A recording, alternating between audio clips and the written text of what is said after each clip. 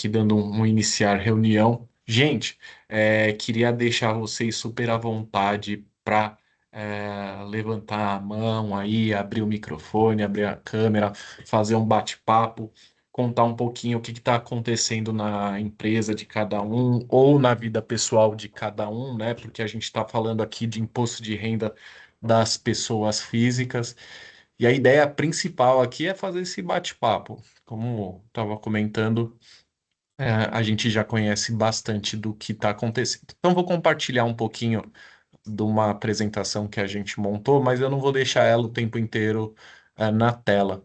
Bruno, não sei se você consegue, eu estava admitindo o pessoal aqui, mas eu vou perder essa tela quando eu compartilhar os slides. Você consegue ir admitindo o pessoal? Pode deixar, fica tranquilo que eu admito o pessoal que vier entrando por aqui. Beleza, mas quero você no bate-papo comigo aqui, hein? Não me deixa falando sozinha e o pessoal Combinado, eu tô aqui também. ao vivo. Valeu, gente.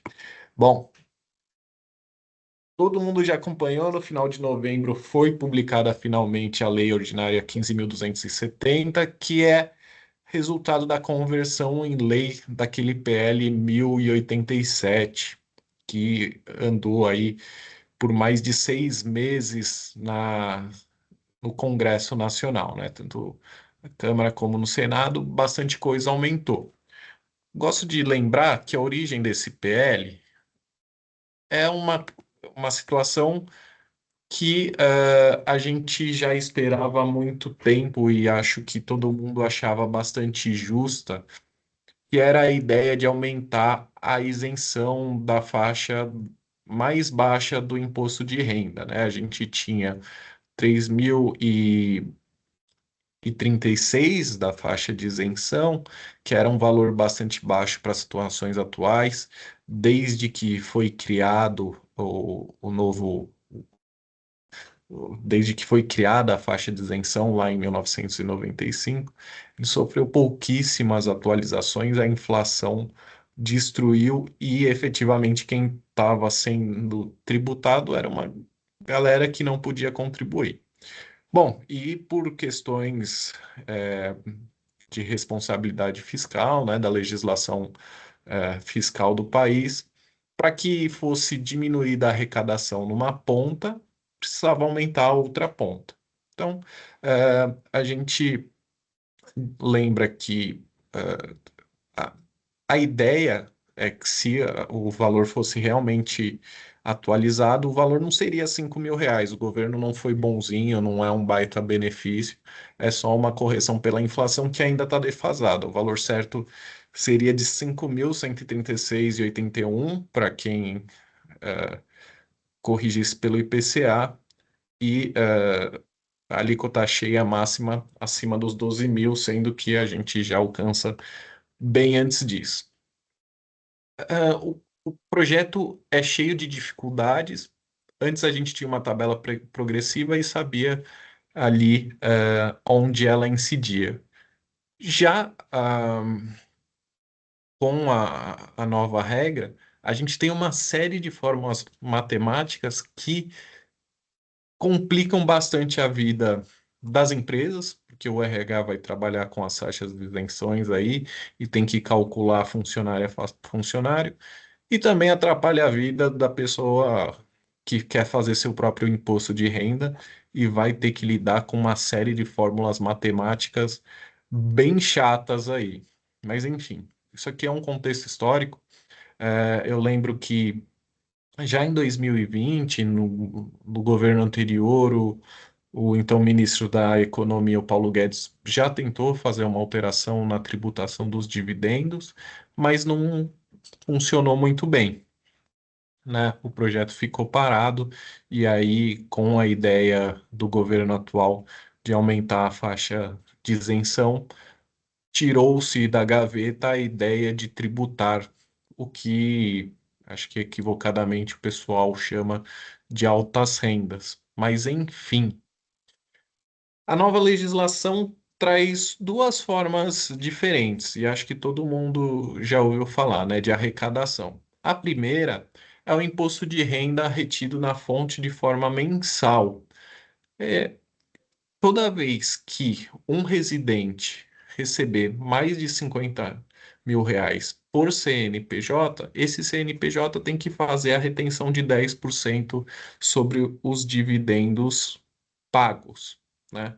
Então, a princípio, se, por exemplo, uma pessoa recebe 25 mil de um CNPJ, do qual ele é investidor, e 26 mil, 27 mil de outro, essa retenção não vai ocorrer de 10%. Então, algumas situações de segregação e alguns planejamentos visando essa segregação passaram a fazer sentido para algumas pessoas. Outra coisa é que, regra geral, no imposto de renda das pessoas físicas, a gente sabe que a retenção na fonte é por camadas e não sobre o valor total. Mas aqui tributou, a opção foi de tributar de forma cheia. Então, se você recebe R$ 49.999, você não tem a incidência do IR retido na fonte de forma mensal. Mas se você recebeu 50 mil reais, você não vai Você comprou essa bolsa, ultrapassar Tati? sobre o Comprei. limite. Por que que você A me interessou gente comprar aquela vai branca, então? ter. Pessoal, tem só um microfone vazando aí com tema diferente. Mas fiquem à Eu vontade para tô. perguntar sobre o tema. É, E aí, a tributação vai sobre o valor total. Então, quem receberia 50 mil reais vai acabar recebendo 45 mil reais, mais a tributação incidente, na fonte, né? Mas esse imposto de renda na fonte segue a regra que a gente já conhece para as pessoas físicas. Trata-se de uma antecipação da declaração de ajuste anual, não é uma tributação definitiva como a gente conhece para alguns investimentos. Então, essa é a parte um do projeto. 10% sobre tudo que exceder a 50 mil reais. A segunda parte, né? Na verdade, a gente já está aqui na regra de isenção. Vou passar e depois a gente volta. A segunda parte da tributação, aí, forma de arrecadação, está relacionado ao ao recebimento de mais de 600 mil reais anuais em relação aos dividendos, né? Essa 600 mil reais correspondem a 12 parcelas de 50 mil reais, né? Mas tem uma curiosidade. A regra prevê uma tributação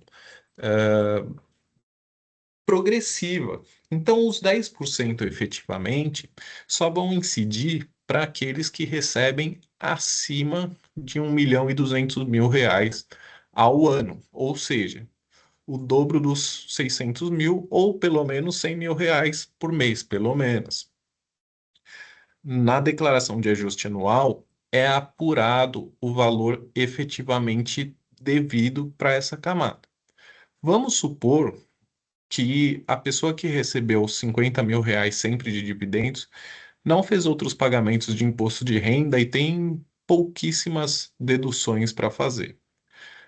Ele vai entrar na camada mais baixa do, da tributação do ajuste anual, né? E aí, o que que aconteceu? Se ele recebeu 50 mil reais por mês, ele teve 12 retenções de 5 mil reais, né? E esse valor vai ser quase que plenamente restituído. Mas, de qualquer forma, ele teve uma perda ali, do caixa dele mensal, que ele estava esperando, o governo recebeu. E assim como acontece nas restituições que nós já estamos acostumados, o investidor, o empresário, o acionista, o cotista vai ter direito a ter a restituição. Os 10% foram retidos só serão aplicáveis no caso de quem receber 1.200.000, não tiver outras tributações aí que possam ser compensados e também não tiver algumas exclusões bastante relevantes. Como é que funciona essa tributação anual aí? Bom, a gente tem algumas regras aí que a gente já conhece, né? De apuração de imposto de renda da pessoa física, com alguns pagamentos de investimentos que são isentos, outros sujeitos à tributação definitiva. Então, para calcular o imposto de renda devido e sujeito à apuração anual, a gente pode tirar da base de cálculo do imposto mínimo, né? Algumas parcelas. A parcela isenta da atividade rural, que todo mundo que tem algum parente ou que produz aí conhece, que hoje está num limite perto ali de 170 mil reais. Eu não sei o valor exato de cabeça, nem a ideia é passar esses valores exatos para vocês. Os ganhos de capital, que são decorrentes da alienação de bens, né, com valor superior ao de aquisição. Então, ele sai. Nós temos também não compõem essa base de cálculo.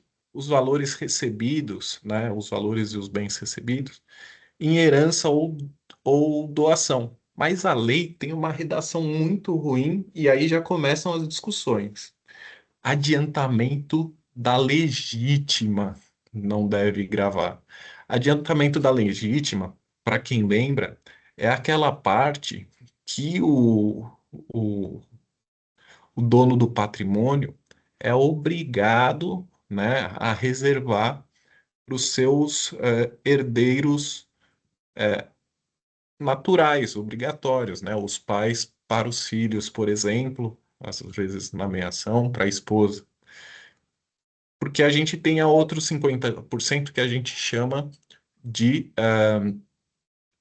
parte, parte disponível da herança, que é aquela que a gente poupa aquele 50% que o dono do patrimônio tem o direito de dispor como ele quiser. Normalmente faz um testamento aí, ou gasta de alguma coisa, investe de alguma forma que os herdeiros necessários não têm direito. Então, olha só, será que foi essa a ideia? Porque a legislação do IR, a isenção é tanto para a parte do adiantamento da legítima, como da disponível. Eu acho que vai ter muita discussão aí. Eu tenho certeza que a Receita Federal vai querer utilizar o caminho mais fechado e vai querer tributar aí, sendo que a gente tem uma regra de isenção. Acho que a gente tem um conflito de normas que vai dar pano para manga, tanto no administrativo como no judiciário. Ainda mais nesse momento aqui que a gente está vivendo, em que muitas famílias têm se ajustado e realizado doações para se ajustar a essa questão da tributação da renda. A gente lembra que a reforma tributária está aí mexendo em base de cálculo e também alíquotas do ITCMD, né, o Imposto de Doação e de Herança, do ITBI relacionado aos imóveis. Então, vai ter muito pano para manga para a gente discutir aqui. Os rendimentos recebidos acumuladamente.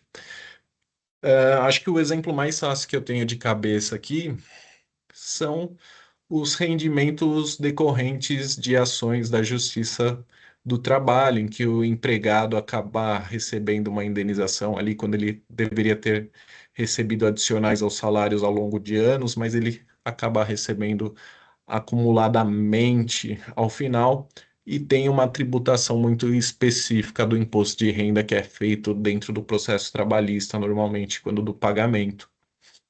Bom, nós temos os rendimentos da poupança e alguns títulos isentos, por exemplo, do Tesouro, né? Muito comum. Hoje quase ninguém usa poupança, né? Mas ela ainda existe aí e os investimentos nela continuam sendo isentos. Poupança ainda tem grande força aí para os bancos, porque é dela que eles retiram os valores para auxiliar nos parcelamentos imobiliários, né? Nos financiamentos. Nós ainda também temos outros títulos isentos que podem ser retirados da base desse imposto anual, que são CRI, né, o Certificado de Recebimento Imobiliário, o CRA, Certificado de Recebimento Agrícola, LCI, LCA e outros investimentos na área imobiliária. Eles também mantiveram, como a regra geral do imposto de renda, a indenização por acidente de trabalho, por danos morais ou materiais, ressalvados os lucros cessantes. Isso aí é uma decorrência lógica da ideia, né?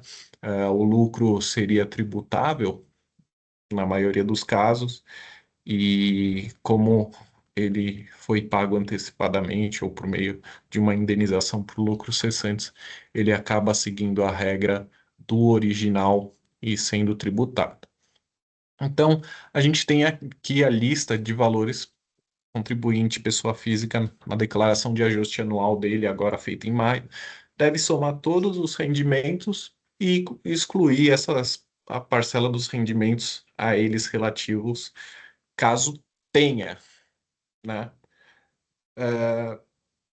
Após a apuração é descontado, também são descontados do imposto de renda, o que já foi retido na fonte, e os valores pagos para quem pagou dentro de fundos, né, feitos aqui no país, no caso Comicotes, que o banco te manda o demonstrativo, e aplicações feitas no exterior, né, as offshores, muita gente utilizando hoje, e muita gente vendo hoje como uma forma, uma alternativa para essa tributação tão alta.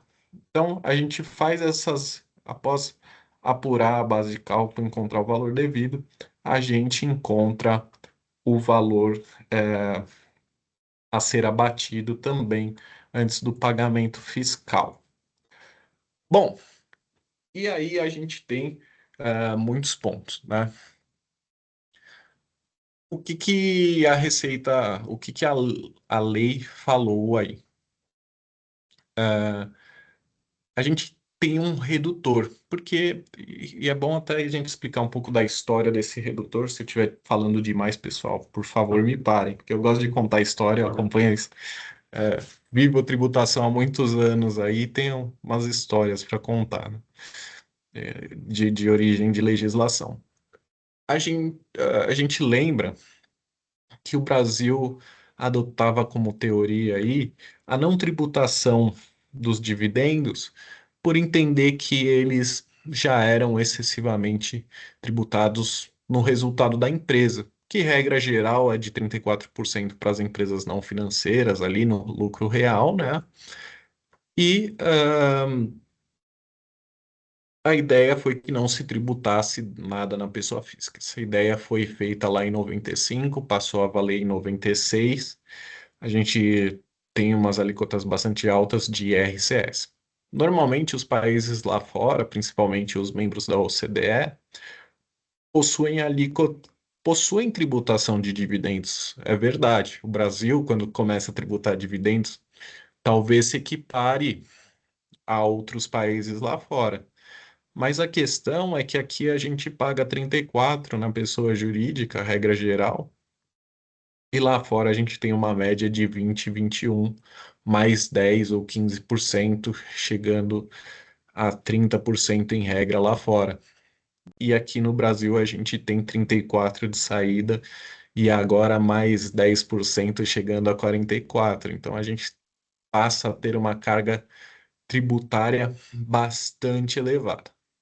Mas se a ideia era dizer, olha, já paguei bastante na pessoa jurídica, a nova lei criou uma situação aqui de um redutor, que é o seguinte: a pessoa física, no momento em que vai fazer o ajuste anual, para que ele não seja demasiadamente onerado, ele só vai pagar no ajuste a diferença entre a alíquota efetiva do imposto de renda e o que falta para alcançar a alíquota nominal de 34%. Ou seja, o que que eu quero falar de maneira menos chata aí? A gente sabe que na legislação do imposto de renda das pessoas jurídicas, nós temos alguns redutores, e a alíquota de 34% nem sempre é a efetiva na apuração, né? Então, por exemplo, as pessoas do lucro presumido têm aquele percentual de presunção. Quem está no lucro real pode fazer, eh, pode ter algumas despesas e alguns incentivos. Por exemplo, investimentos na Sudan e Sudene, que garantem algumas reduções na base de cálculo do IR. Ou, por exemplo, ao invés de pagar o DARF do IR da CS, vão lá e atribuem esse valor a uma entidade incentivada da Lei Rouanet, né? E aí surgem outras discussões. Outro redutor aí comum tem a ver com as subvenções, né? Que é um redutor da alíquota efetiva em tese, mas ainda existem algumas dúvidas. O terceiro ponto ainda, e que chama bastante atenção, tem a ver com a utilização de prejuízos fiscais, né? A gente sabe que aqui no Brasil a gente tem a famosa trava dos 30.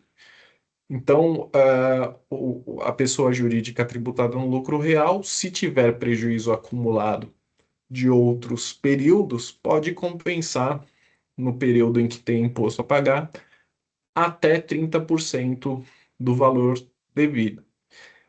E até agora a Receita Federal não esclareceu se essa redução aí, essa compensação, ela, ela serve para identificação dessa alíquota efetiva para o cálculo de renda posteriormente das pessoas físicas.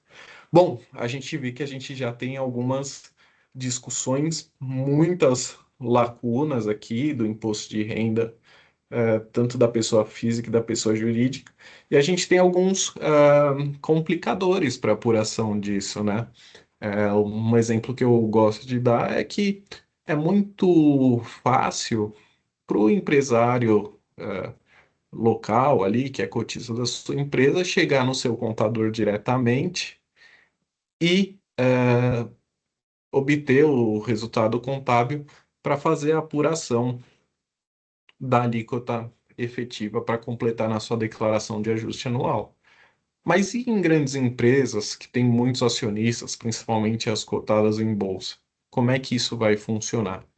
Onde vai estar a obrigação dessas grandes companhias de informar a alíquota efetiva, né?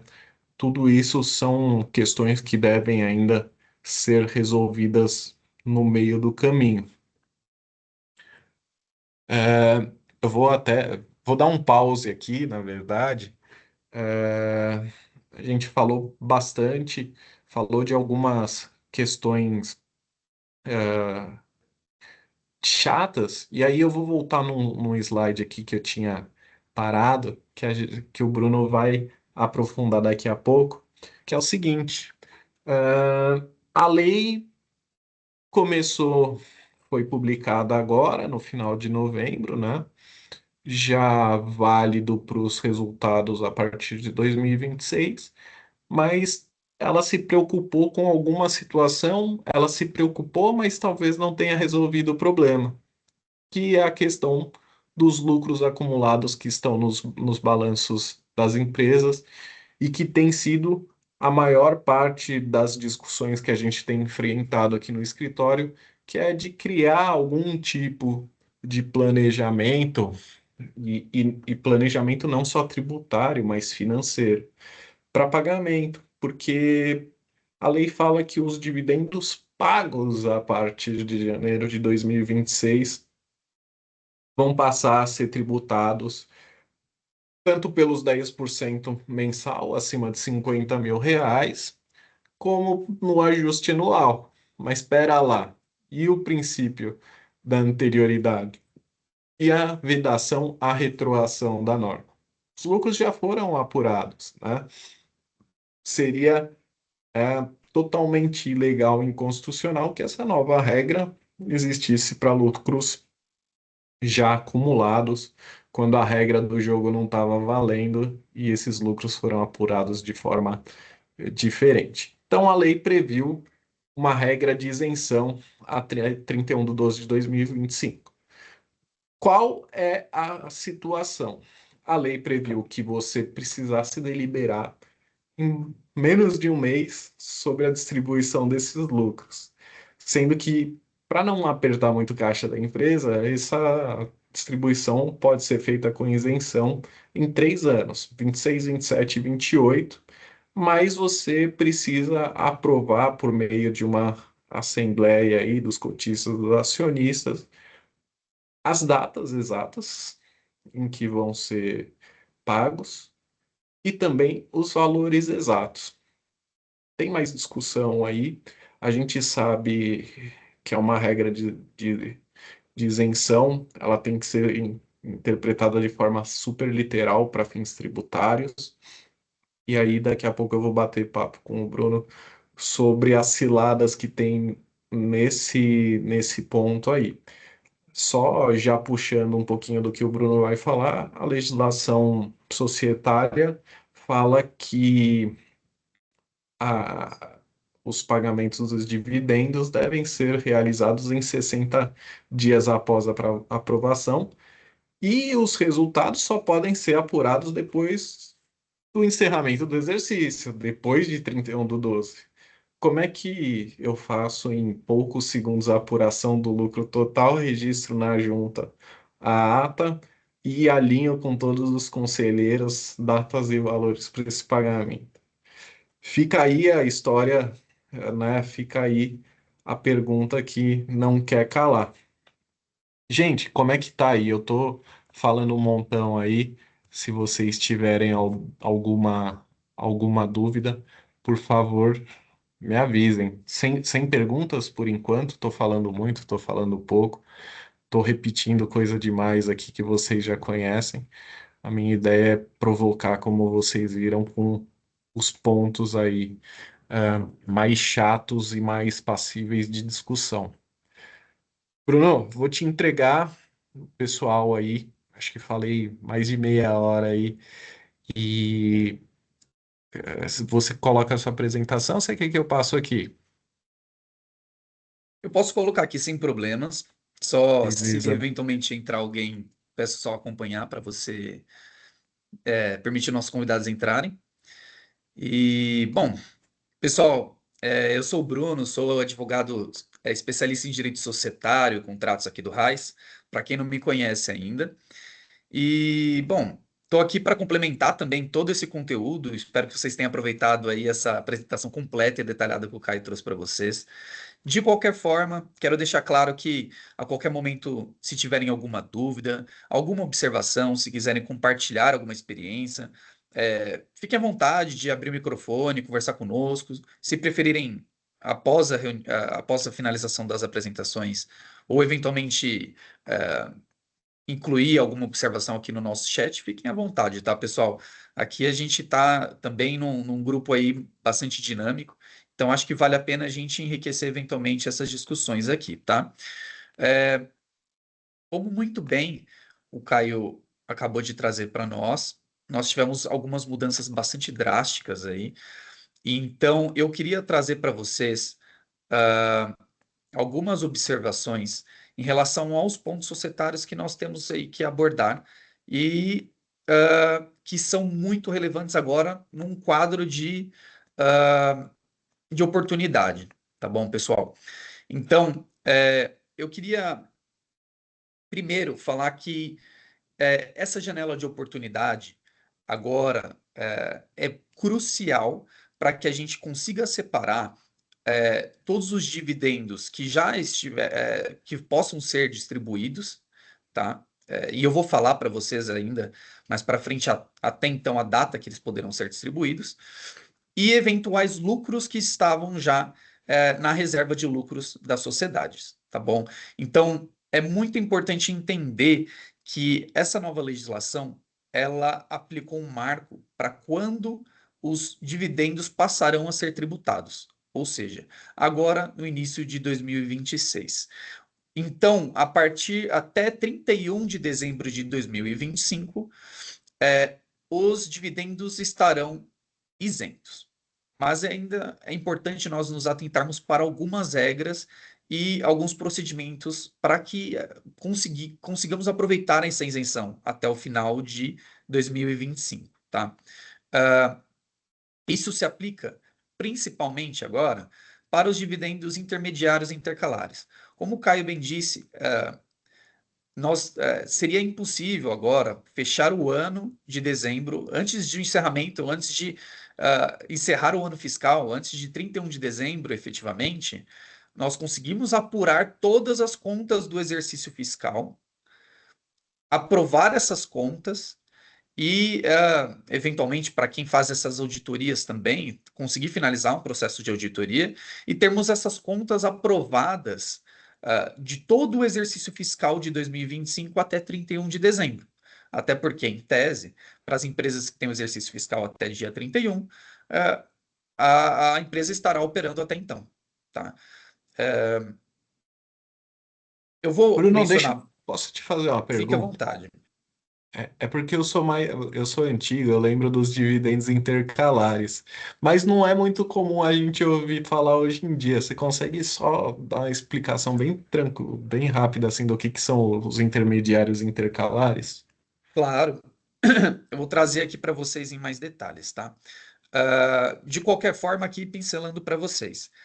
Algumas sociedades, com previsão no contrato social, no estatuto social, elas permitem a distribuição de dividendos intermediários intercalares. O que isso quer dizer? Que é possível a distribuição de dividendos que sejam apurados em períodos menores que o período anual, tá? Ou, inclusive, durante o exercício. Isso quer dizer, é possível fazer durante o ano fiscal a distribuição de dividendos que já foram apurados e que já estão na conta de lucros. Então, vou dar um exemplo para vocês. Imagina que no ano de 2025 eu tenho um valor de 2 milhões na conta de reserva de lucros, certo?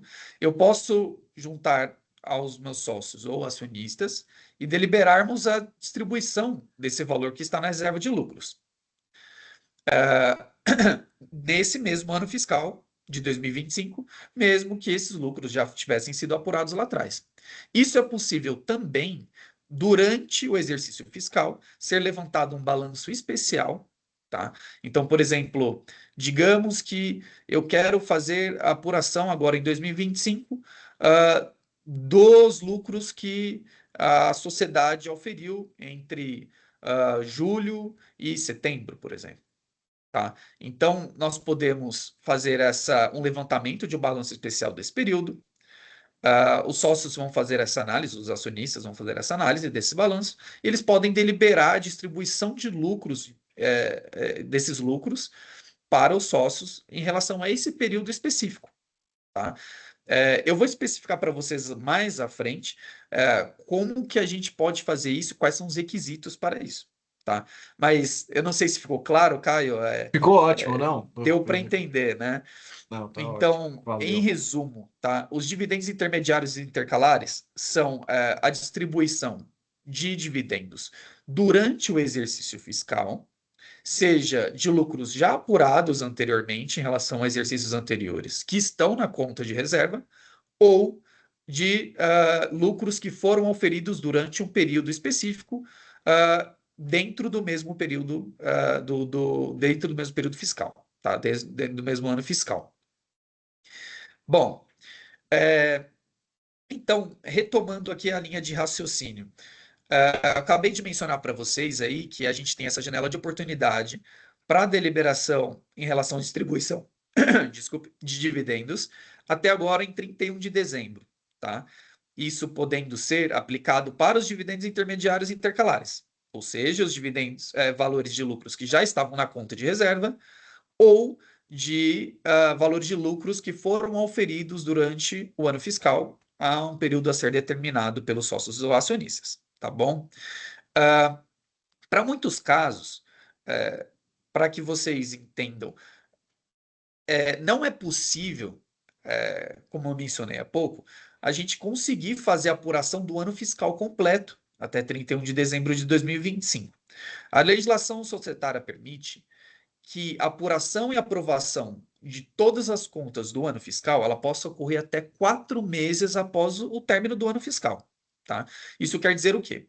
Se o ano fiscal da sociedade ou da companhia termina em 31 de dezembro de cada ano, as empresas têm até abril do ano seguinte para fazer a apuração o levantamento de todas as demonstrações financeiras, a apuração das contas e a aprovação, certo? Como nesse caso a gente não vai ter essa janela de oportunidade por ainda estar dentro do período fiscal, aí algumas empresas estão optando por fazer uma projeção dos dividendos que elas poderão distribuir, tá? Atenção, essa projeção ela tem que ser feita com muita diligência, tá? Isso tem que ser feito junto dos administradores, dos contadores responsáveis da sociedade, para que isso esteja bastante alinhado com o que realmente será apurado em relação aos lucros que foram auferidos durante o exercício fiscal ou durante o período que está querendo ser apurado, tá bom? Então, é muito importante que exista uma extrema eficiência e atenção na projeção desses números, tá? Para que a gente consiga seguir com essa distribuição de dividendos, é necessário, muitos de vocês já sabem, é de praxe, mas é importante a gente mencionar que é necessária uma deliberação societária formal aprovando essa distribuição, tá? Em qualquer situação, inclusive nessa que nós queremos aproveitar aqui, essa janela de oportunidade.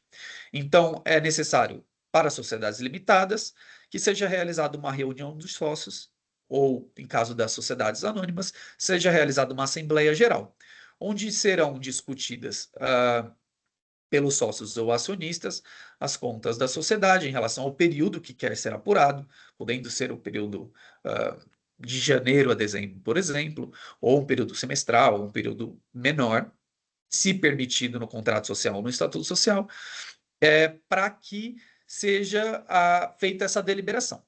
Uma vez que seja feita essa reunião e os sócios ou acionistas deliberaram, tem que ser lavrada uma ata especificamente para isso, tá bom? Essa ata, ela precisa ser registrada na junta comercial competente.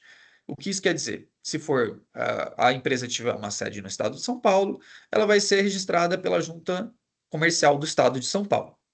E respectivamente dessa forma, tá bom?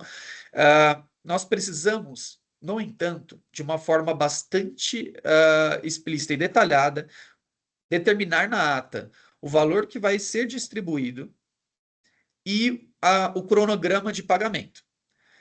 De acordo com essa normativa tributária agora que estamos discutindo, os dividendos podem ser declarados por meio dessa ata. Sendo declarados, os sócios ou acionistas irão definir a destinação deles, tá? Para os sócios ou acionistas. E o cronograma de pagamento é possível que seja feito até o final de 2028, tá? No entanto, é extremamente importante, pessoal, que essa ata seja assinada ainda em 2025, até 31 de dezembro. O ideal, o melhor cenário é que ela seja que o protocolo para registro na junta comercial ocorra ainda dentro desse ano também. Caso nas hipóteses mais extremas não seja possível, digamos, por exemplo, que a ata foi assinada no dia 30 ou no dia 31 de dezembro, ali no limiar. Para que a gente consiga um efeito retroativo à data da ata perante terceiros, porque a ideia é que o registro na junta comercial ele torne pública essa ata, torne pública essa deliberação. E esse efeito se estenda para terceiros, no geral, tá? Inclusive órgãos públicos como um todo. Então, para que, se uma ata for assinada no limiar, entre, assim, máximo em 31 de dezembro, para que ela tenha esse efeito retroativo, ela tem que, o seu pedido de registro, o protocolo na junta comercial, tem que ocorrer em até no máximo 30 dias da data da ata. Ou seja, Se nós temos ali uma ata que foi assinada no dia 31 de dezembro, no máximo nós temos que protocolá-la até o dia 30 de janeiro. Tá? Mas eu não recomendo vocês esse cenário. A ideia de estarmos aqui é darmos todos os suportes necessários para que isso não ocorra e que não chegue a um caso extremo como esse. De qualquer forma, se também for o caso, a gente está aqui para ajudar no que for necessário, tá? Mas a ideia é nos organizarmos para que a ata seja assinada o quanto antes, que as deliberações sejam tomadas o quanto antes e que o protocolo na junta ocorra ainda esse ano para a gente evitar qualquer tipo de surpresa. Tá bom, pessoal? Bom, alguma dúvida, fiquem à vontade em interromper e seguir, tá bom? Aqui eu coloquei um checklist bastante resumido para vocês, né? Claro que existem subetapas nos processos, tá bom? Mas para vocês terem uma visibilidade bastante objetiva e assertiva, tá? Então, um checklist para que a gente consiga fazer essa distribuição de dividendos ainda esse ano e consigamos aproveitar a isenção, primeiro passo, é, é imprescindível que no contrato social ou no estatuto social das empresas tenha a previsão da possibilidade de distribuição de dividendos intermediários ou intercalares. Não necessariamente com essa nomenclatura, mas se houver alguma previsão mencionando é, que os sócios ou acionistas poderão realizar a distribuição de dividendos em período mensal, ou em período semestral, ou em qualquer período durante o ano fiscal, isso já basta, porque é a mesma coisa do que nós estamos falando aqui, tá bom? Então, de qualquer forma, é preciso que exista uma previsão permitindo a possibilidade de distribuição de dividendos em períodos menores que o anual dentro do período fiscal, ok? Segundo ponto, a apuração contábil precisa ser bastante rigorosa, como eu mencionei para vocês, principalmente agora se houver uma opção por projetar os lucros que serão distribuídos. Tá bom? Então, se houver uma projeção, mais ainda, mas de qualquer forma, precisamos manter todo o rigor contábil, obedecendo todas as normas de contabilidade, trabalhando em conjunto com os contadores, com os administradores e diretores da sociedade e com os sócios e acionistas responsáveis para termos os números mais exatos possíveis e termos, se for o caso da projeção, termos uma projeção mais acertada dentro do que é possível naquele quadro. Tá bom? Terceiro passo, convocação e a deliberação. Em grande maioria dos casos, pessoal, a convocação ela é dispensada. Por quê? Em diversos momentos, todos os sócios ou acionistas estão presentes nas assembleias e reuniões. Por conta disso, a convocação pode ser dispensada. No entanto, há algumas sociedades menos provável em casos de limitados, mas mais provável em alguns casos de sociedades anônimas, que se siga o rito mais correto possível de convocação dos acionistas, sócios, para que eles tomem conhecimento do agendamento da reunião ou da assembleia. Durante esse período será colocado à disposição dos sócios acionistas os documentos que são relacionados às deliberações que são tomadas, nesse caso, o balanço e eventuais demonstrações financeiras.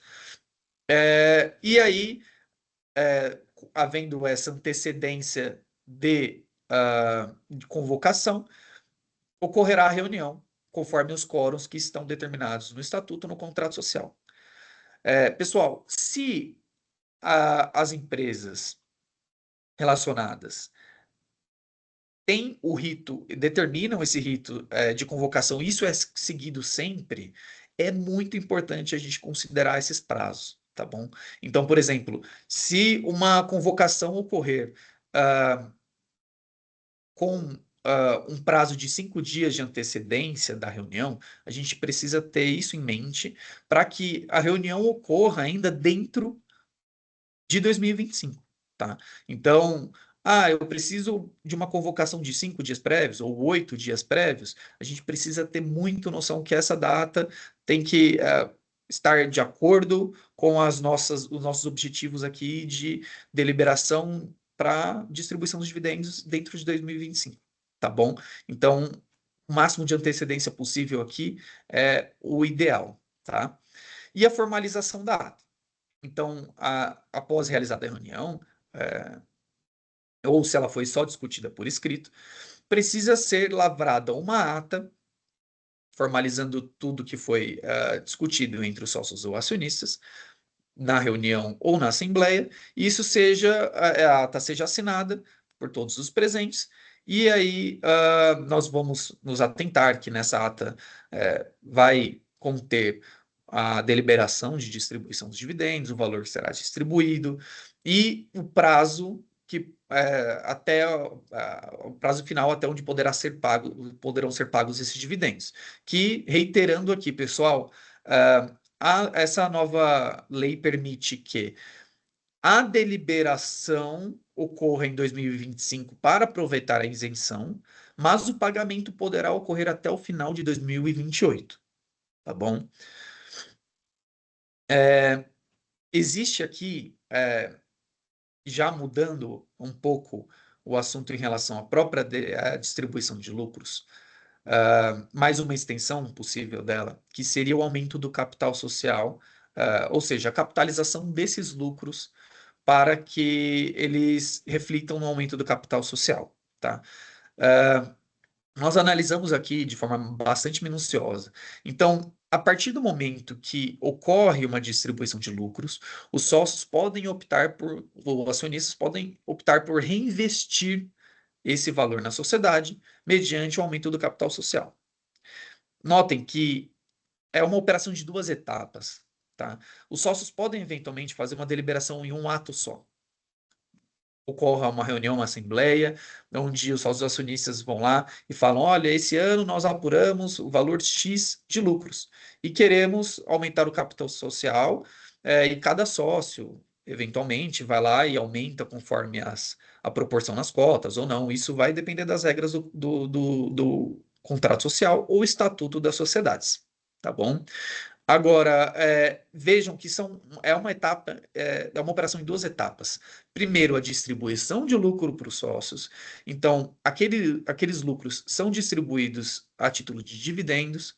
Esses dividendos passam a ser de titularidade dos sócios, de propriedade dos sócios e acionistas.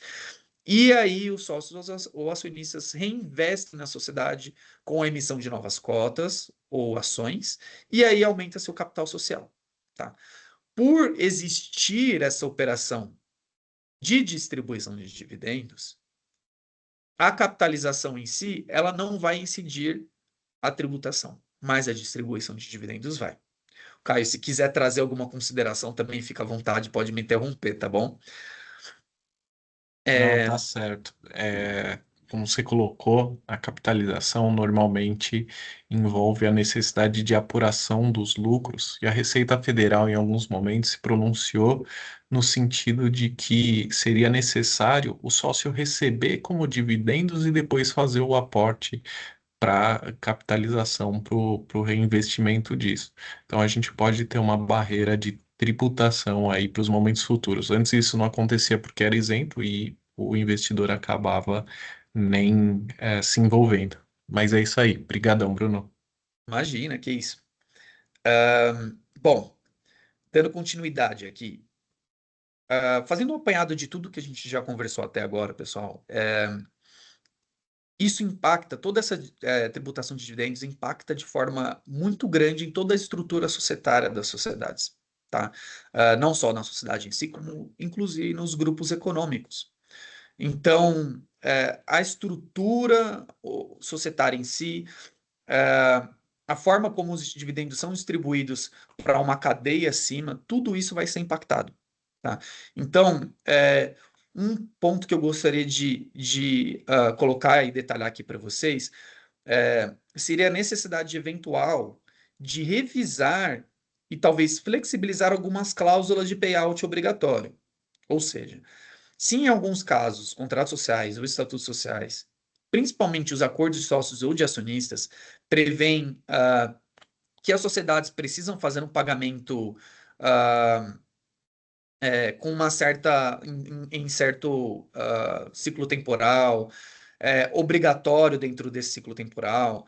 Se existir algum lucro naquele período, por exemplo, é necessário entender que para cada distribuição que ocorrer, vai existir essa tributação, tá?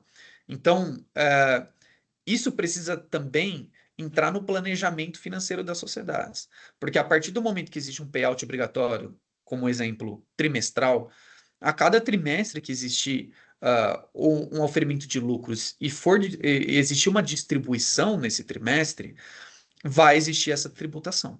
Tá?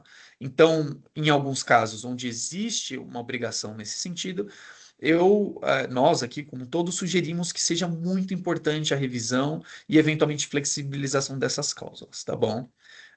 Isso, em muitos casos, estão dentro de padrões de governança já instituídos em grupos, então, eventualmente pode até trazer uma discussão maior dentro desses grupos. Então, é muito importante a gente tratar disso como um todo, mas que tenhamos atenção a esse ponto específico, tá?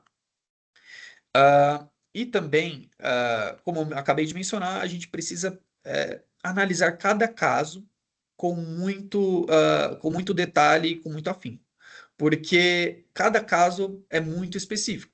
Cada empresa, cada grupo ah, existe, possui algumas previsões muito específicas, e isso pode impactar de formas diferentes em cada sociedade, em cada grupo econômico, tá bom?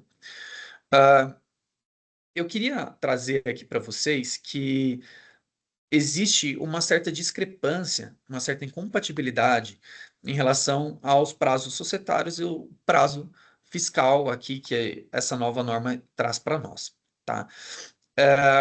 No que diz principalmente em relação à possibilidade de isenção dentro de 2025, caso a deliberação ocorra agora em 2025.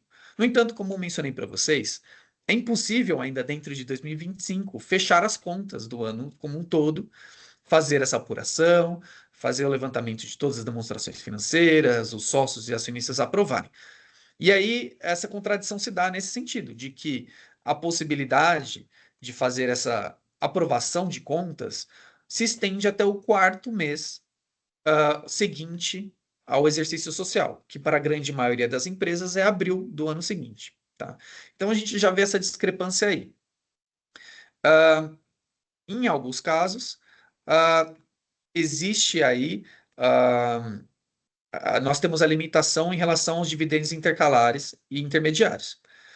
Existe aí uma previsão de que os dividendos intercalares e intermediários eles devem ser pagos dentro do mesmo exercício fiscal. No entanto, como a gente vê, a norma tributária não se atentou, proposital ou não, para esse detalhe. Então, a nossa ideia aqui e a nossa sugestão, que estamos realizando e estamos trabalhando nesse sentido, é de que nós façamos essa distribuição de dividendos intermediários intercalares dentro de 2025, com a permissão dos sócios e acionistas de que ela poderá ser pago até dezembro de 2028. Então, isso, com essa permissão, não haverá arguição dentro da sociedade em relação aos acionistas e os sócios contra essa distribuição em período prolongado. Tá bom, pessoal? Então, com isso, a gente sana esse problema. De qualquer forma, existe sim esse ato, tanto em relação à possibilidade de apurar os lucros e aprovar as contas do ano em vigência até o quarto mês do ano seguinte, e essa relação sobre o prazo para pagamento dos dividendos intermediários intercalares no exercício fiscal, tá? Não sei se eu me fiz claro aqui para vocês, mas eu estarei aqui para tirar essas dúvidas. Um ponto que preocupou diversos dos nossos clientes, e nós trouxemos aí algumas soluções nesse sentido, em relação à constituição de holdings imobiliárias e o planejamento patrimonial como um todo, não só da sociedade, como eventualmente do grupo econômico, e inclusive familiar. Tá? Muitos aproveitaram, né, Nós, na verdade, já fazemos há um tempo, o Caio mencionou aí, muitos anos nós fazemos aí o planejamento patrimonial, tanto de grupos, de famílias, e em muitos casos nós estudamos, cada caso é muito específico, a necessidade de constituição de uma holding patrimonial, onde essa holding vai conter imóveis, veículos, ou inclusive, no capital social, a titularidade de cotas de outras empresas, ou seja, ela poderá ter participação em outras empresas, SA, empresas limitadas. E cada caso de planejamento é visando os objetivos daquela demanda, daquele grupo, daquela empresa. Tá? Nesse caso específico aqui, em relação a essa nova normativa, o que é possível realizar em alguns casos é a constituição de uma holding patrimonial para que a gente consiga, de alguma forma, diminuir esse impacto dessa carga tributária. Eu vou dar um exemplo para vocês para ficar um pouco mais claro, tá? Digamos que existe uma sociedade operacional onde ela possui um único sócio pessoa física. No, é, no entanto, existe uma outra pessoa jurídica, e aí essa outra pessoa jurídica ela tem uma outra divisão por outras pessoas físicas, tá? Ah, o fato gerador do tributo que vai incidir sobre a distribuição de dividendos, ele ocorre a partir do momento que existe a distribuição de uma pessoa jurídica por uma pessoa física. A partir do momento que nós fazemos uma reconstituição dessa posição societária, para que existam mais pessoas físicas para distribuir um lucro, existe de uma certa forma uma diluição ali daquele lucro. E talvez, a depender do caso, uma diminuição dessa alíquota ou até eventualmente uma isenção, se for o caso, aí dependendo dos valores já mencionados pelo Caio, tá? Então, nesse exemplo que eu acabei de mencionar, imagina que esse sócio ele deseja ir lá e fazer uma reorganização societária para que acima dessa empresa exista uma holding contendo todos os bens que ele deseja incluir, inclusive eventualmente imóveis, veículos, tá? E nisso, ele inclua eventualmente os filhos dele, a esposa dele, e eles tenham cotas eles recebam essas cotas de participação dessa holding como se fosse um adiantamento eventual da legítima que eles poderiam receber como herança. Tá? Isso é só mais um exemplo que eu trago para vocês. Nesse caso aqui, você vê que ele não receberia esse sócio que antes era o único sócio pessoa física, ele não vai mais receber nessa situação o lucro como um todo, tá? E aí esse lucro passa a ser diluído, existindo a possibilidade ainda de ele ter essas cotas da esposa, dos filhos, em usufruto. Ou seja, ele poderia ainda receber esses valores, no entanto, esses valores seriam distribuídos para cada um deles. Eu não sei se ficou muito confuso, tá? Eu Não, precisaria tá ótimo, Bruno. Acho de um que desenho. você explorou muito bem.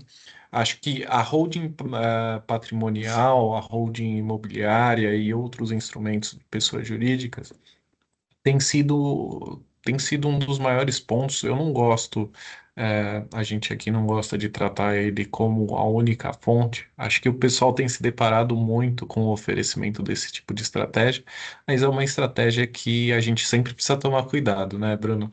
A Com gente tem certeza. visto aí em cada caso fazendo uma análise bastante apurada. Porque hoje acontece muito pouco, né? Esse foi, inclusive, um dos motivos que levou, em 1995, a isentarem os dividendos, é a utilização da distribuição disfarçada de lucros, o antigo DDL que acontecia, em que os sócios começavam a comprar coisas dentro da empresa, da própria empresa, para poder diminuir. Então, sim, a holding em algumas situações é um instrumento muito bom. A gente utilizou também aqui no escritório recentemente os fundos como uma maneira de planejamento patrimonial. Outro também é um investimento para quem faz a exploração da atividade imobiliária, em alguns casos que não seja de holding imobiliária, mas a constituição de um CRI, né, que que pode ter um único cotista ou vários cotistas. Existem muitas situações para amenizar essa nova tributação aí e que deve gerar muita discussão. As pessoas ainda estão se ajustando aí para melhor ajuste.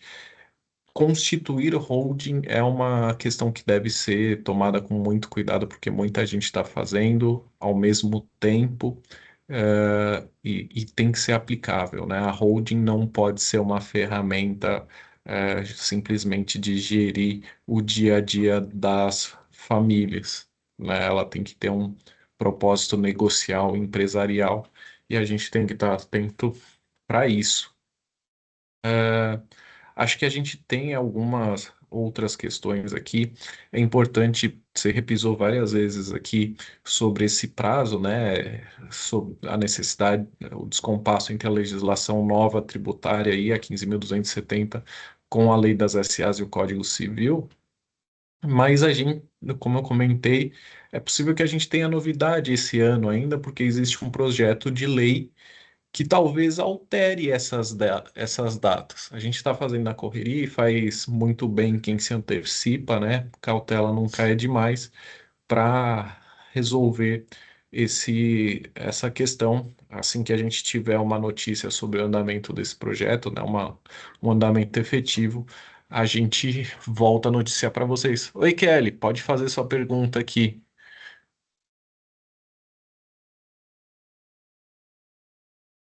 Tudo bom?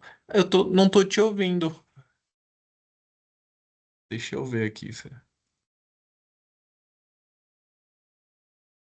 Ainda não. Você está ouvindo, Bruno? Ainda não também. Se quiser escrever, de repente, aí eu te respondo aqui enquanto a gente está fazendo esse fechamento. Outro ponto que a gente tem aqui, muito importante, é sobre o Simples Nacional.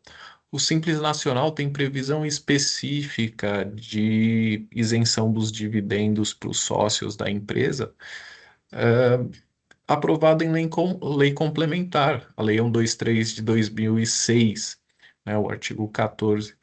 E aí, uma conversa que a gente tem ouvido de bastidor é que a Receita Federal talvez tente tributar isso aí. Eu acredito que não, por dois motivos. O objetivo da lei aqui era alcançar altas rendas, em tese o simples, por ser um regime para pequenas empresas, né, médio de pequeno porte. A ideia não seria enforcar elas com uma tributação adicional.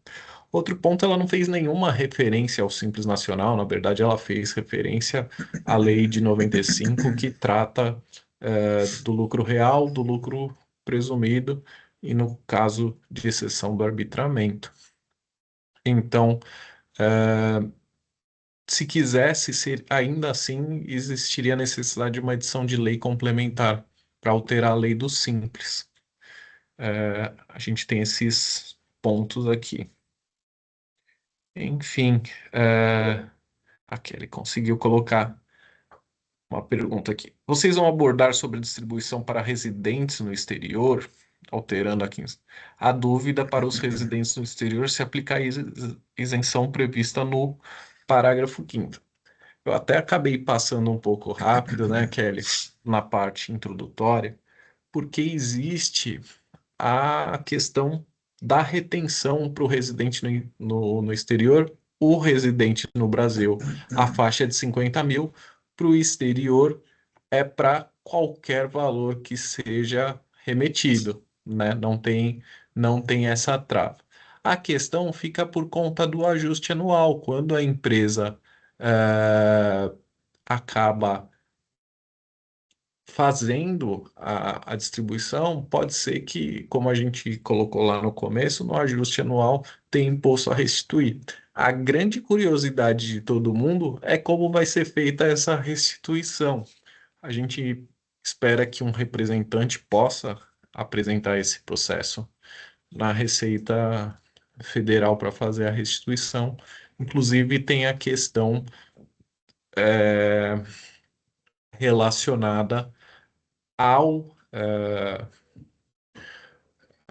a questão do residente no exterior, de eventuais prejuízos de períodos posteriores. É uma apuração um pouco chata. Agora, você comentou quanto à isenção, né?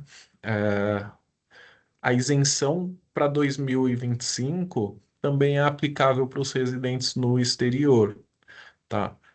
Acho difícil a Receita Federal comentar, porque aí a gente tem é, uma questão de discordância com a Constituição Federal, a impossibilidade de retroatividade da norma aí.